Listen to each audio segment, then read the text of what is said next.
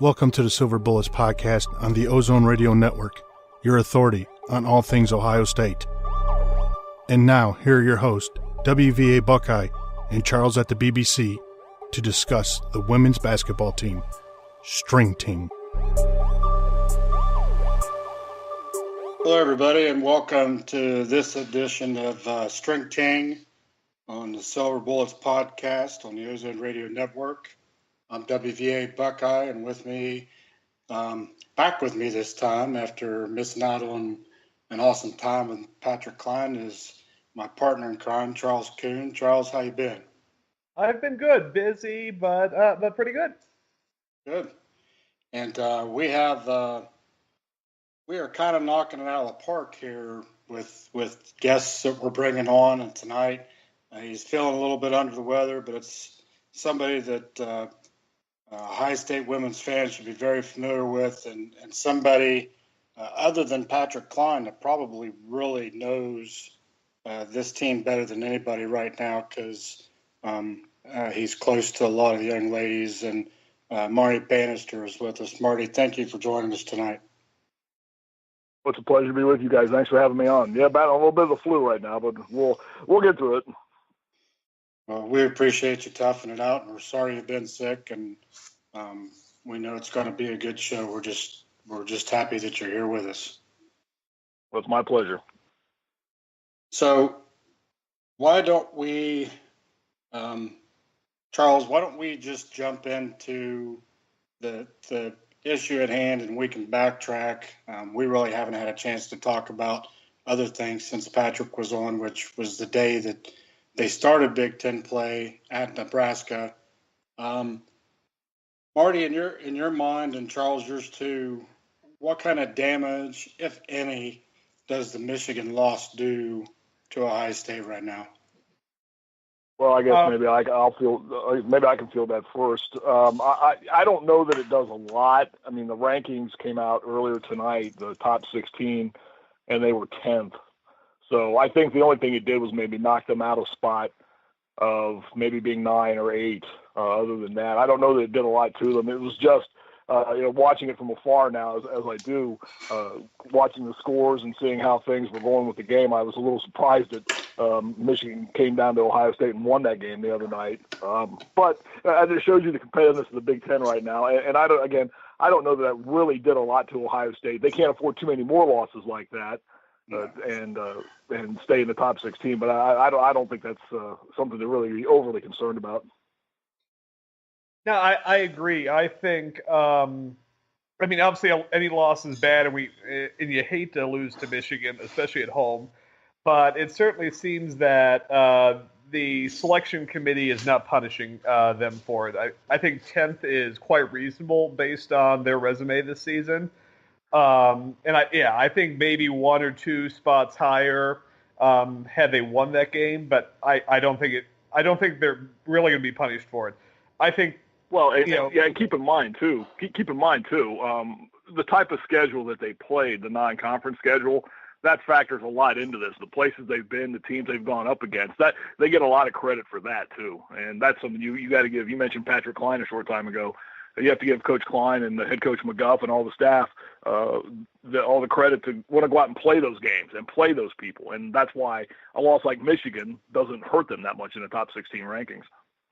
Right, exactly. When you build up a non-conference like that, it gives you a little bit of cushion for which I think is crucial for that. And, yeah, obviously, as you said, we can't afford a whole lot of more losses like this, but I think overall this one, as long as it stays just at 1, is not really going to be a big deal.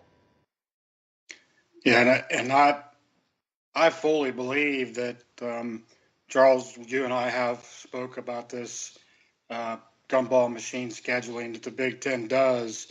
The fact that they've had to play Michigan twice within 2.5 weeks and in Indiana within 2 weeks heading into this part of the schedule that's coming, the Murderers Row part of the schedule, gave Michigan an advantage coming to play in the shot just because they knew some of the things they needed to adjust to be able to pull this off. And you got to give credit to Thome. She had one one heck of a game inside, and we've kind of seen in a view now what our weakness or what the team's weakness could be, especially if Stephanie Mavunga gets into foul trouble. Right. I completely agree. I think if Stephanie gets in foul trouble, we lose a major physical presence inside, and that is a potential problem going forward, and something that we definitely are going to have to keep an eye on. Well, there's no doubt, and that's a big key. And again, kind of watching from afar now and seeing what Mavunga has done, it's impressive to look at her numbers and see the double she throws up and the point total she puts up every night. I know she's a presence inside, and that certainly gives them something to fall back on. And I think those points are all well taken right now. But again, I think that the Big Ten scheduling is something you brought up a moment ago, and that was something that always baffled me when I was covering the games. How they work the schedule like that. How you would play Michigan twice in a week, and with a game in between. I never really quite understood that. It was just almost, you said, gumball machine type scheduling, and I think that's a pretty accurate description. Yeah, it's we started off in our first and second episode just talking about the Murderers Row schedule that's upon them now. They're, Michigan State's coming, Iowa's coming, Penn State. But as we looked at it more, and then when I spoke to Patrick, his point was that because it made me ask him, is the Big Ten that much better of a conference? Is it the best conference now?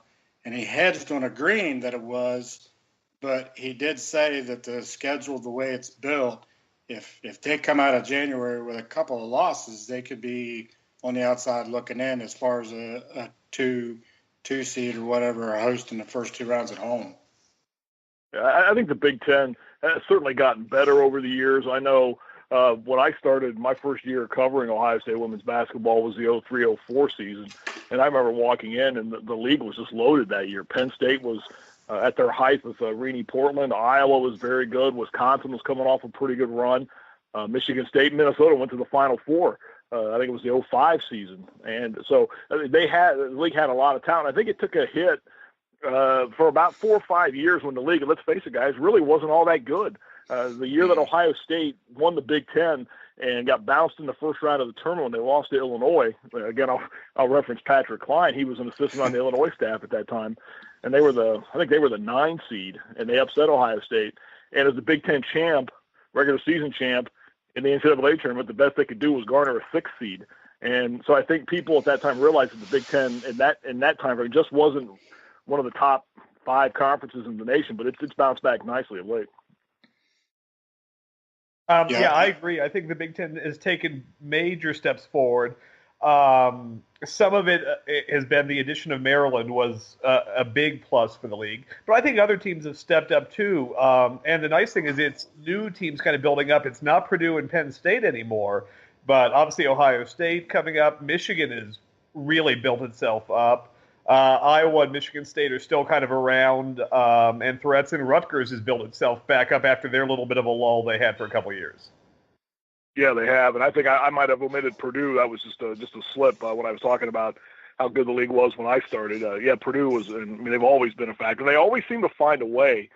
Heck, just ask Ohio State in last year's Big Ten tournament. They always seem to find a way to jump up and get somebody when you least expect it out of Purdue. And when I was covering the games, we always used to joke with Tim Newton, who's the radio play-by-play guy for the Purdue Boilermakers. We always used to jokingly refer to the Big Ten tournament as the Purdue Invitational, because they played it. It's in Indianapolis. It's 40 minutes from West Lafayette, and they always seem to be playing for the championship or making the semifinals. So, Purdue, no question. Purdue is one that you have to always you always have to mention when you start thinking about where this league is at. Oh, yeah, I agree. They have some sort of weird magic to do better than they should. And, yeah, I remember all those frustrations with the Purdue Invitational at the Big Ten tournament, going to those games back when I was an undergrad and in the band for the basketball team there. And we were not fans of Purdue.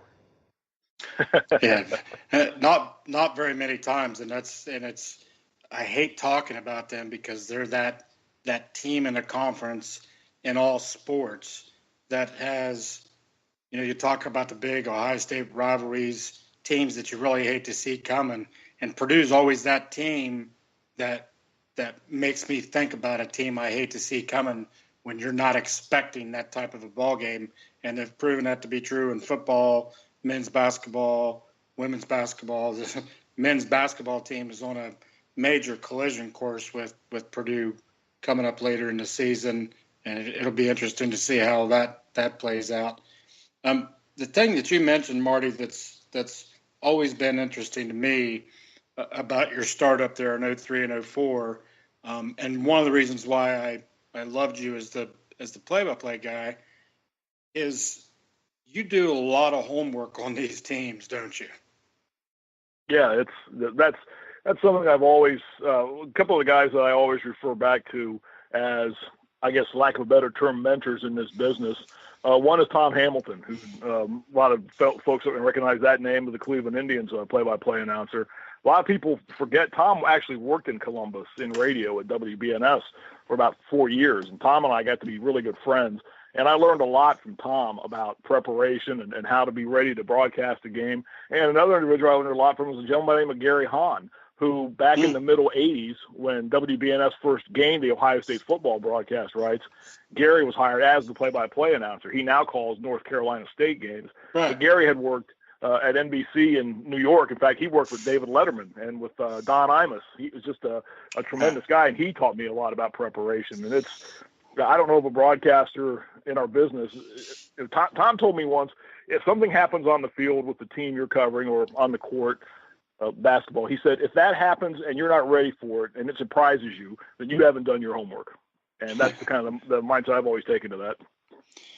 Yeah, I way back with Gary Hahn, because I still remember the year that Terry Smith replaced him as the play-by-play guy, and it was kind of that transition from Terry to Paul in thinking there's no way this guy's gonna do things the way that guy did things on radio. And I still miss Terry to this day, and I know he's still working radio and Westwood One stuff. So I try to listen to him whenever I can. I think he's is he at Louisville? No, Terry's in Los Angeles. He's the play-by-play voice of the whatever they are, the Los Angeles Angels of Anaheim, or the California Los Angeles Anaheim Angels, however they refer to that team. He's been out there since 2002 as their main play-by-play voice. All right. Well, glad to hear that he's got a good job. Absolutely. Well, it's funny. His first year out there, they go to the World Series and win it. So that's not a bad deal. Not a bad deal. No, definitely not.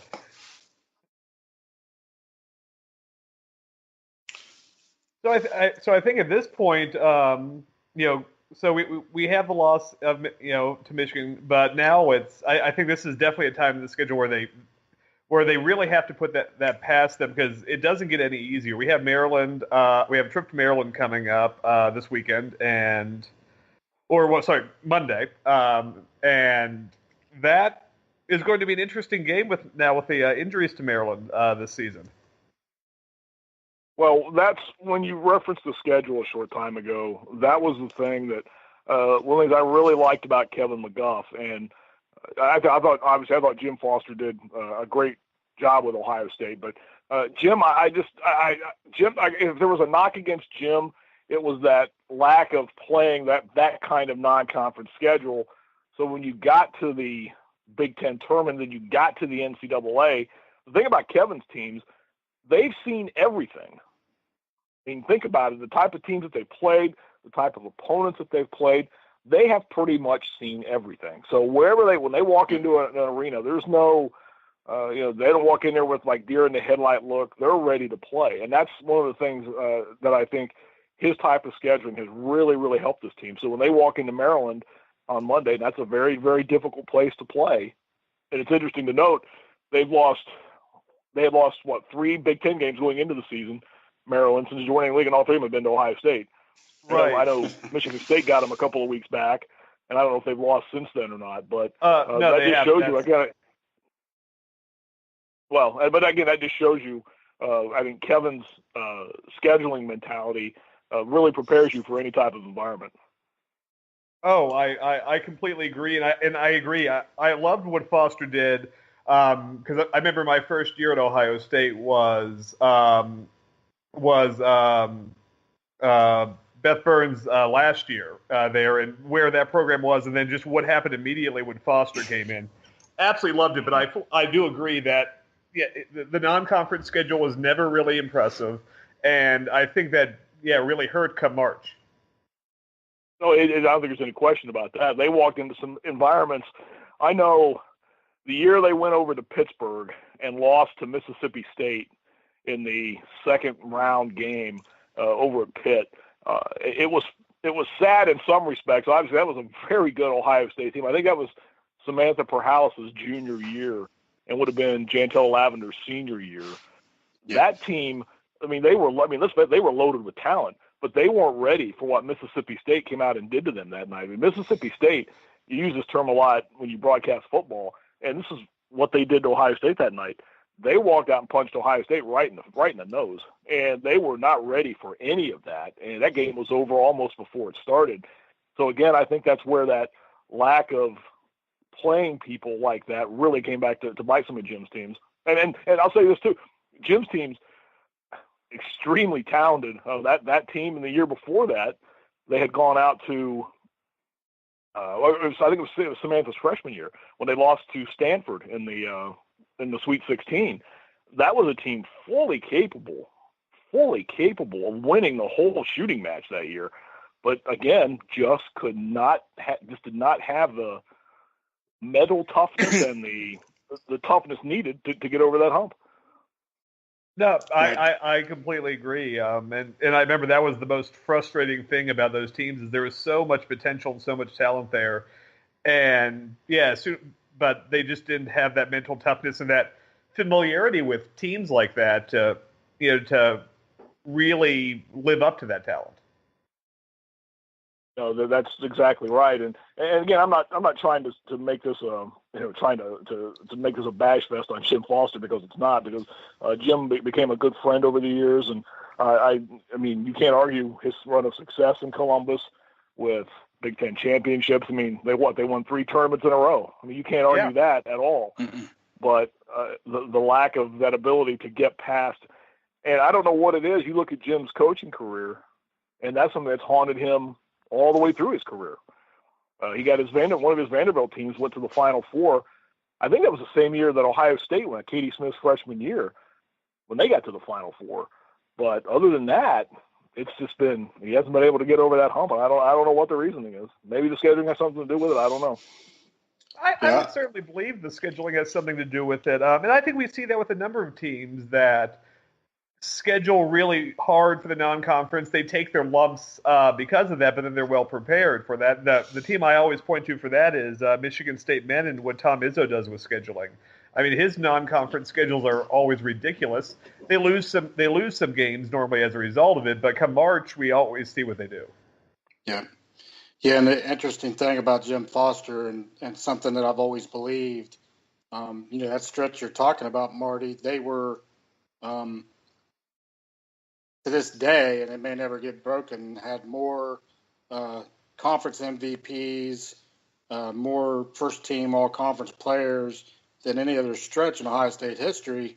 But they were primarily a one-dimensional type team. It was almost always going to be between the guard and a Jantel Lavender. But when you face those other teams where they could spread them out and not have to double down on Jantel, that's where they ran into problems, especially with Stanford. If I'm not mistaken, I think that's the same year that Stanford won the controversial in the Pac-12, the controversial tip basket at the buzzer just to win the conference. They had lightning in a bottle that year, and they definitely took it to Ohio State in the tournament. Well, and I think Jim's teams were very well balanced. A number the team that lost to Stanford that year, I thought might have been his best team at Ohio State because you had Lavender, you had Brittany Johnson, you had Perhalis. I mean, you just had Taylor Hill. I mean, you had just all kinds of talent coming out there, and it just I don't know. I know it was frustrating to all of them. I got to know all the coaches very, very well. And I recall standing outside of the arena in Berkeley that day after that game ended, and just the looks on everybody's faces. Because if memory serves me correctly, Ohio State led at the half of that game. And then the second half, Stanford just came right out. And again, they just jumped right on Ohio State and never really let them breathe. And we're standing outside the arena after the game, and just the look of distraught on everybody's faces. That's something I've remembered. I've remembered for a long time. Yeah, I can definitely believe it. I didn't get to go to that game, unfortunately, but I remember, the frustration of just watching it on TV and kind of thinking how that slipped away. So obviously the scheduling has changed and stuff since then, but what else would you say about the program that you kind of sense has really changed? Well, the recruiting's changed, head and shoulders. And again, I don't want to take this towards Jim again, but let's face it, the last few years, they weren't getting the caliber of players that they have now. And I don't know, again, where that fell off or how it fell off. It did. And whether the proper effort wasn't being made, or I don't think that's the case at all, because I know the coaches on those staffs, and they work just as hard as anybody to get kids to come here. But just for whatever reason, they weren't able to do it. In fact, the year that Jim was let go, they had signed no one. And right. you just shake your head and think, well, that's Ohio State. How can they not sign anyone for the coming season? And knowing that you're losing a team, again, that wasn't exceptionally talented to begin with, how that can happen. And that was, more than anything, that was one of the biggest reasons that they decided to make a change. And Kevin McGuff came in right away and changed the entire mentality of the scheduling, changed the entire mentality of the recruiting. Let's face it, guys, if no change is made, I seriously doubt Kelsey Mitchell's wearing scarlet and gray. Oh, I completely agree. I think, yeah. I think that was a huge get. And I think some of that probably goes to, McGuff's energy towards it. I think that's something maybe that younger coaches have, that they have more energy still and enthusiasm to get out there on that recruiting trail. Well, that's a good point, and I think there is something to that. But again, let's dial it another direction. Gino Auriemma, he and Jim Foster are about roughly the same age, and I know Connecticut's got a little bit more of a resume to look at, but I don't know that that's. I think that is a factor, and it's not a factor all at the same time. No, and I would agree, though. I would say Connecticut can probably recruit themselves at this point. Well, no, there's no doubt about that. They just have to show up and say we're Connecticut, and that right away is, oh, okay, gotcha. Yeah. I understand who you are. And Ohio State, during a lot of that stretch, they were having to really sell themselves, which, again, was the thing that I think baffled a lot of people about the program and the stature that it had for a while. Is why are we having to sell ourselves? We're Ohio State. We should be able to get these kids, at least get them to come visit. They had a stretch going where they weren't getting kids even to visit. So it was something that I think Jim, like I said, Jim's a tremendous guy, and he's doing great things at Chattanooga now, head coach down there. But I think the change was needed and came at the right time. Knowing what Coach McGuff was able to bring in the early signing period, and he's still got a couple of top players, number one in the country, actually, they're kind of on the hook, still working hard on them to try to get them the next go around for next season. Is he just about to where Ohio State can recruit just by the name, or is he going to have to go very deep in the NCAAs and win it all to make that happen? Well, I don't know that. Outside of a couple of programs, Connecticut being one of them, where you simply have to show up. Every program has to really battle hard because you're all battling that behemoth, so to speak, in UConn. And I know Kevin and his staff, I still stay in contact with Kevin. We still talk occasionally. They are working their rear ends off every week, and whenever the recruiting periods allow, to get the top talent into Ohio State. And they knew when they got the class that they have now, it was designed although not publicly spoken, but it was designed to be ready this year to make a run at the Final Four at Nationwide Arena. I mean, how much fun will that be for everybody if they happen to do that? And I think it's to play in the Final Four at Nationwide Arena. But that's what this class was designed to do, was to make that run and be ready right now to make that strong attempt at getting to Nationwide Arena. But make no mistake about it, guys. They're beating the bushes just as hard as anybody else. And I don't know how intently you follow the recruiting, but the top player in the state and the must-get is Kirsten Bell up at Camp McKinley. And that's the one that everybody's after. And people have referred to her as kind of a Magic Johnson type player. I'm probably dating myself a little bit there with that reference.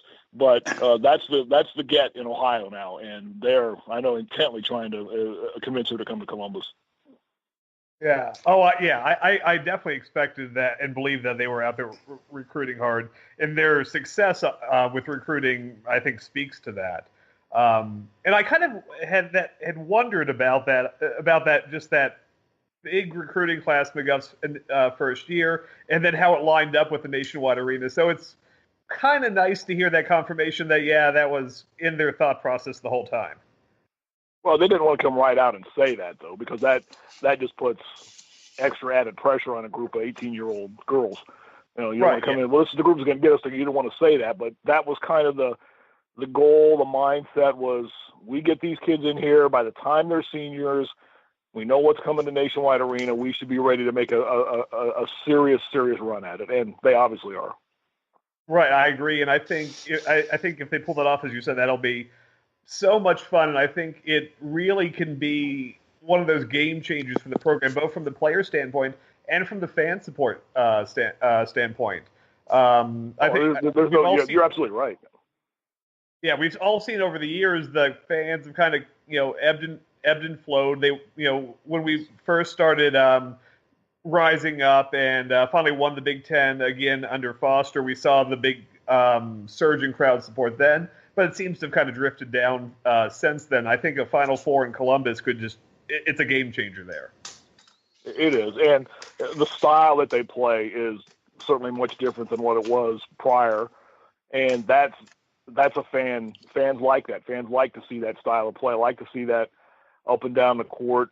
Let's get as many shots airborne as we can. That type of mentality, and that's fan friendly, if you will. But I mean, you also have to do the other things as well too to win games. And defensively, they've struggled at times. I know the last couple of years on that end of the floor, and if they can get that area tuned up, I think they're as dangerous as anybody getting back to Columbus in March. Yeah, I completely agree with that. I think the interesting part about what you just said is, and Charles and I have talked about this every time we've been on the air, is the team needed to improve drastically in the rebound department. We both believe that they have done that to this point. And even though I think defense backfired on them against Michigan the other night, I think their defense has been as sound as any defense in the country. And Patrick told us that their goal is 65, hold teams to 65 a game. And that's probably something new that's on their board this season. Well, and that's I mean, you have to have that type of mentality every time out. And the rebounding and the defense are obviously big areas. But one thing that I noticed a lot in the first couple of years I called the games under Kevin was it always seemed to me that whenever they started to really hoist threes, that's when everything else kind of started to get out of sync a little bit. I mean, they shoot 33s against Michigan the other night. I think somebody told me that, and that's a hard number. I mean, I don't think you want to be shooting that many threes. I mean, personally, I would be happy with 15 to 20, but 30 is a lot, and that just gets you out of everything else because your rhythm is gone. Leads to a lot of long rebounds, a lot of breakouts for the opponent, and that's a hard part of that, shooting that many threes. Yeah, no, totally, and I totally agree. I've noticed that over the years too. That we have some great 3-point shooters, and I think they're obviously competitors who want to shoot their way out of trouble there. But yeah, it leads to a breakdown of the offense and trying to do it all at once as opposed to playing your game.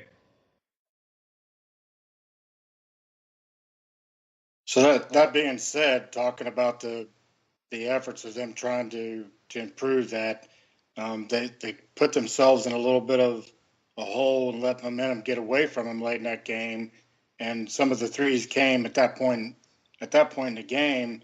But I watched the game and I felt like you felt, Marty. I felt like that's what they felt they needed to do to beat Michigan the other night, and I was kind of surprised by it because they have Kelsey obviously, but the rest of the team has been, go to the basket, get it into Stephanie, do whatever.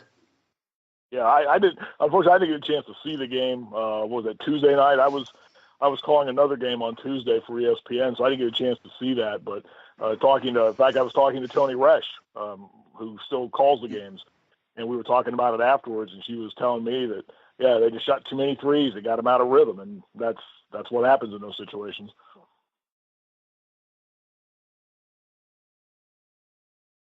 Yeah. Right, so, I'm sorry. Go ahead, Charles. No, go ahead. Yeah.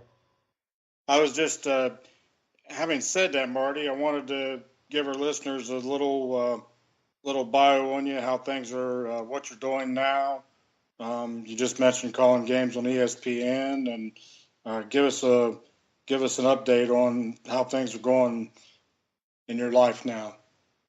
Well, thanks. I appreciate that. Yeah, doing a lot of work on that end of things with ESPN and ESPN3.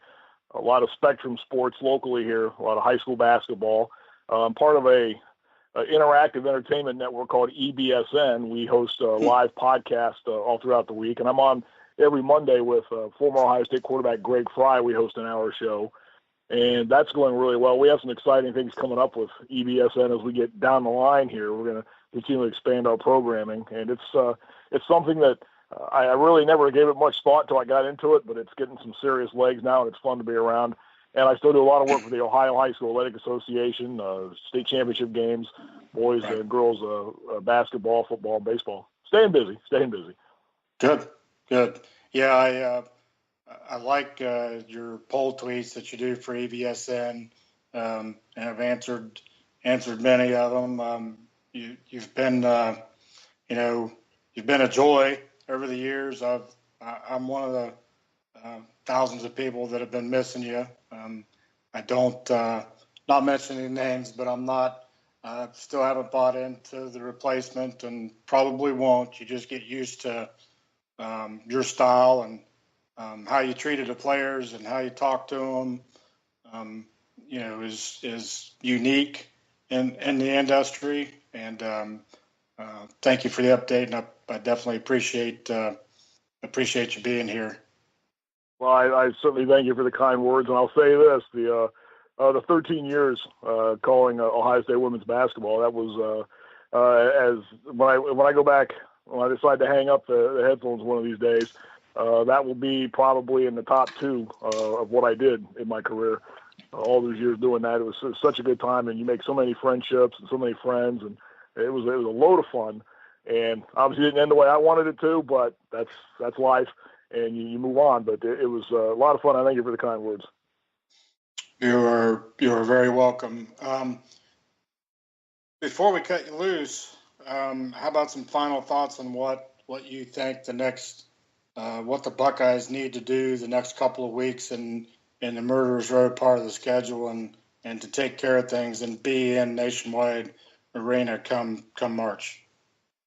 Well, it probably centers on some of the things we just talked about, what they need to do, the areas they need to shore up. And I think sometimes you get into seasons and they start to, there's always a lull in what you're doing where schoolwork kind of interferes, and it kind of just, everything just kind of starts to cascade upon, because you're on the road a lot. And it's funny.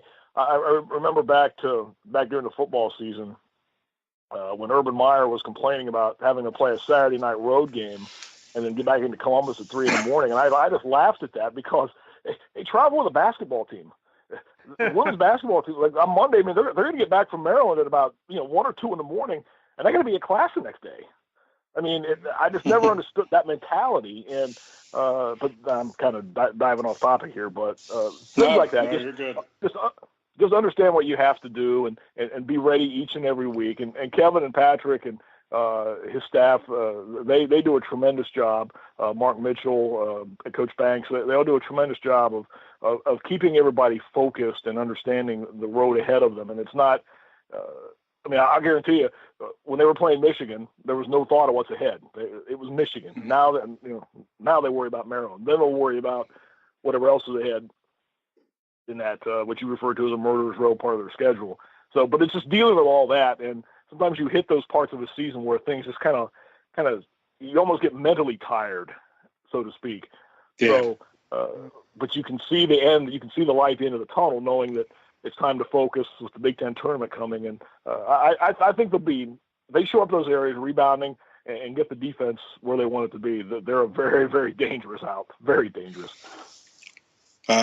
Completely agree with that. I think, to one of your points, I really believe right now that what Kevin McGuff has together as a staff in Columbus is one of the best in the country, and very few, everybody works hard, but very few are working as hard as that group is to bring things together.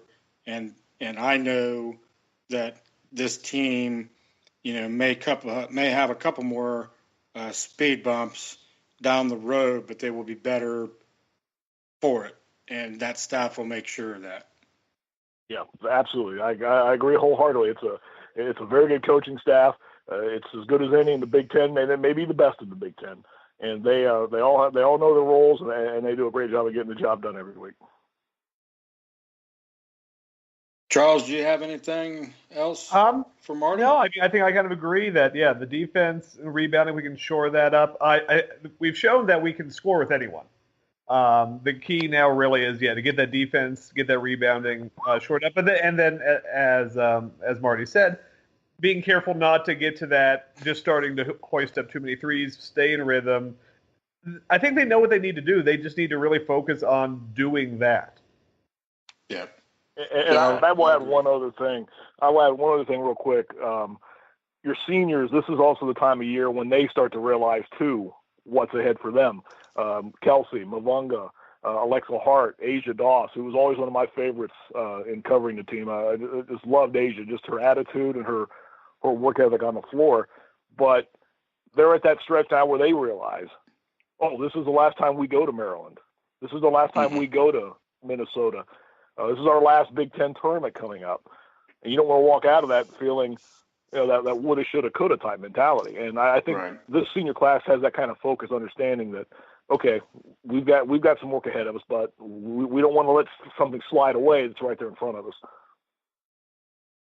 Yeah, no, I agree. I think that's where having so many seniors really becomes a big strength. Heading into this time of year when that I don't want this to be over attitude starts to take over. That's exactly right. Exactly right. Yeah, they have the makeup to be one of those teams that, depending on how the seeding falls out, other teams in the tournament aren't going to want to see them coming, because you don't have to play perfectly now. You just have to perfectly prepare now to be better when it matters later. And I think we'll see this team turn it up a notch come the Big Ten tournament and then the NCAAs. Well, I know this much. I'm rooting hard for them. I hope they're able to make it. That'd be great for them, the program, Coach McGuff, and for Ohio State. Absolutely.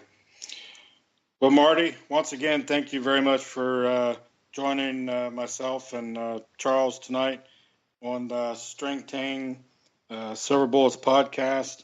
Wish you the best of luck with everything that you've got going on, and if the ladies make it to the Big Ten and we can get together again down the road, we'd love to have you back.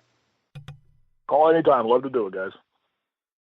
Thank you. All right. Well, this has been a special episode with Marty Bannister for String Ting on the Silver Bullets podcast of the Ozone Radio Network. Until next time, so long, everybody.